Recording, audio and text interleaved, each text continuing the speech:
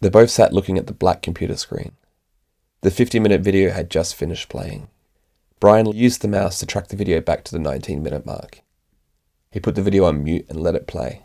Heinz Harbour appeared on the screen. "Do you know who he is?" Leon said. Brian nodded, staring at the screen. "Who?" Brian looked at him. "Heinz Harbour." Leon shrugged. "He was a Nazi scientist and fighter pilot," Brian said. "He flew one of the planes in the invasion of Poland, which started World War II. He looked at the screen and used the mouse to track the video forward to the end of the space medicine scene, where the next man came on screen. Although this is the man to watch. Wernher von Braun was displayed on the screen. "Who's he?" Leon said. "Wernher von Braun. He was one of Hitler's top rocket scientists." Brian mumbled, then cleared his throat. "He's one of the main minds behind the German V2 rocket, and often referred to as the father of space travel. He ran a factory making rockets for the Nazis during World War II.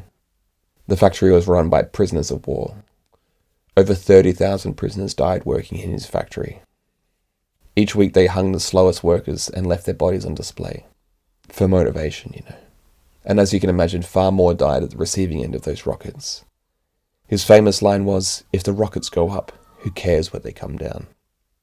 "What are two Nazis doing at Disney?" Leon said. "A lot more than two." "Huh?" Brian looked at him. "You haven't heard of Operation Paperclip?" Leon felt a chill roll down his spine. He had. George in the supermarket had mentioned it. And now, thinking more, the term was already familiar. "What is it?" Brian said, "At the end of World War II, the US and the Allies were making ground on Nazi-occupied areas and capturing more and more high-ranking Nazi doctors and scientists. Real geniuses. The US government said they were worried the Russians would take them if they didn't. It makes sense. I mean, the Russians imported twice as many Nazis as the US around the same time. They built an entire city for them to continue their studies. But I think this was a secondary reason for the US big dogs. I think primarily they saw what the Soviets saw. They saw capital in these men and women's talents." "How many did they bring across?" Brian looked at him. "Almost 1,600. There are around 700 rocket scientists, many of whom went on to establish and run NASA, and 600 mind control psychologists, men and women whose ideas became the bedrock of programs like MKUltra. Why are they at Disney making films?" Brian smiled. "Why do you think, Leon?" "Why?"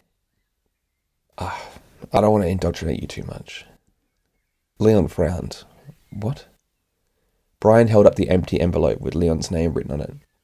"This isn't for me." "Sure, but you can help. This is your world, man." Brian nodded, staring into nothingness, lost in thought. "What do you think is going on?" Leon said. Brian looked at him. "Well, Wernher von Braun was the spear tip of NASA and NASA's moon program, the Apollo program. He directed the whole thing. He arrived in the US in 1945 through Operation Paperclip and worked for the US military as a propulsion expert. Then, he nodded at the computer screen. He went and lived at Disneyland in Anaheim for 3 years, from 1955 to 1957. There he helped produce 3 films, Man in Space, which we just watched, then Man and the Moon, and Mars and Beyond. He lived at Disneyland, and there are more movies." Brian nodded. "Yeah, man, it's pretty weird. Disneyland in Anaheim is the only theme park designed under the direct supervision of Walt Disney. It was opened in 1955, the same year von Braun moved there. Yeah, he moved in the moment it was built. Apparently he was technical director." Brian used his fingers to make quotes. "What the fuck?" "You know what's stranger?" Brian said. "What?" "Remember I said he lived at Disneyland from 1955 to 1957? Leon nodded. "NASA was founded in 1958, so just after von Braun's Disneyland stint, aka 3 propaganda films later. In NASA's founding year, von Braun became director of the Saturn rocket program and the Apollo moon program. Saturn rockets were what they were using to get craft into space. So really he was the man leading the entire space exploration field. Hence the name Father of Space Travel. Although I call him the magician of space travel." Leon frowned. Propaganda films? What do you mean? Brian nodded at the screen. What about it? Brian scratched his temple, seemingly irritated. Are you alright? Brian nodded. Yeah. He looked at Leon. I just don't want to influence you too much. What do you mean? Why do you keep saying that? Because this is for you to figure out. But you can help me, Leon said. Brian nodded, his eyes glazed over. There is really something that big going on? Brian looked at him and whispered, there is something massive going on. What? Brian paused, considering what to say. Then he nodded to himself. Here's a clue. A clue, Leon said. Yeah, I'll provide you with the facts, and you make up your own mind. Sure. So from day dot of NASA's 1958 founding, von Braun is the main man in charge of the science of space travel. But guess who's appointed to be the first administrator of NASA, aka the big dog in charge? I doubt you'll know the name T. Keith Glennon, but he was appointed personally by President Dwight Eisenhower. Glennon was a Yale engineering graduate, which looked appropriate on paper, but his background was in making movies. Before becoming director of NASA, he was studio manager of Paramount Pictures and Samuel Goldwyn Studios, both heavyweight movie production companies. What are you saying? Leon said. Brian smirked. Why hire a master storyteller? Then his smirk was gone. He shrugged as if losing faith in his own idea. He looked at Leon.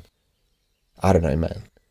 If you were starting a rocket company to get people to the moon, wouldn't you hire someone closer to a scientific field, or maybe a corporate manager, or someone with a background in physics or rocket science?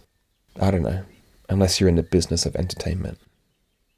Leon looked at him blankly. You're saying they never went to the moon? Brian grinned sadistically.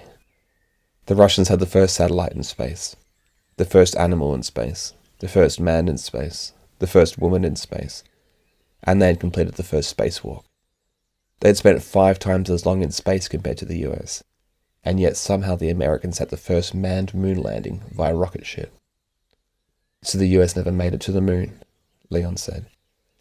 Forget the moon for now, whether they actually got there. Instead, let me ask you to consider what NASA may have actually been up to.